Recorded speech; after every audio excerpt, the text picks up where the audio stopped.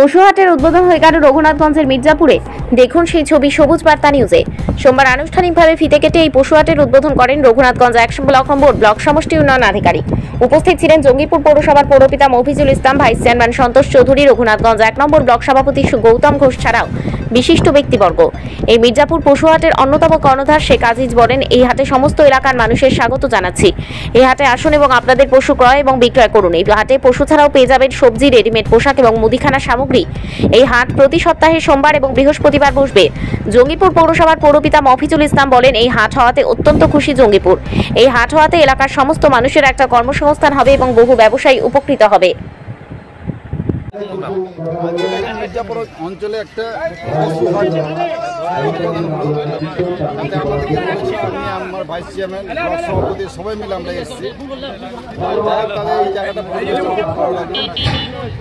আমি চাইবো এই এলাকার মানুষকে বলবো যাতে এই হাটটা চলে, তার জন্য আমি এই এলাকাবাসীকে বলবো সুস্থভাবে যদি ব্যবসাটা চলে, এই এলাকার মানুষ কিছু ছেলে মানে উপকার হবে, এলাকারও মানে উন্নতি হবে।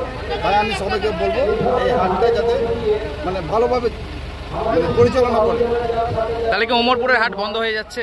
না, সেটা আমি বলতে পারবো না। ওদের ব্যবসা ওরা করবে, এদের ব্যবসা এরা করবে। আমি এই হাটে পশু ছাড়াও আর কি কি পাওয়া যেতে পারে? এখানে সব কিছু পাবেন, এখানে শাকসবজি পাবেন, কাপড় পাবেন, সব কিছু পাবেন, অসুবিধা কিছু নাই। ব্যবসা করলে এখানে চলে আসবেন, মানুষ।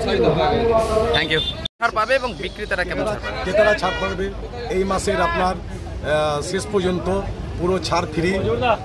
আমাদের মির্জাপুর পশুর হাট, আমি একটা এই হাটের মালিক হয়ে বলছি, তাদের জন্য সুব্যবস্থা করা আছে।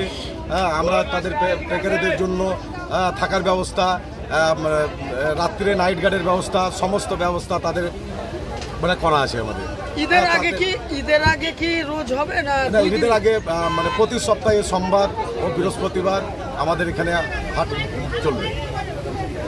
ঠিক আছে।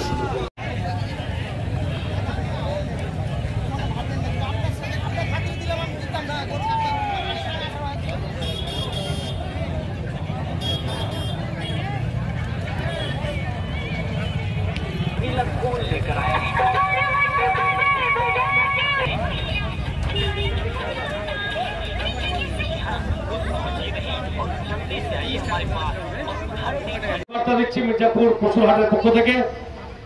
লেটস স্টার্ট পায়রা উড়ান। কম্পিটিশনে কিন্তু মনে হচ্ছে মানুষ ফার্স্ট হয়ে গেল, নারী শক্তি। ঠিক আছে, আমাদের শুভ উদ্বোধন হয়ে গেল হাটের। আপনারা সকলে ভালো থাকবেন, সুস্থ থাকবেন।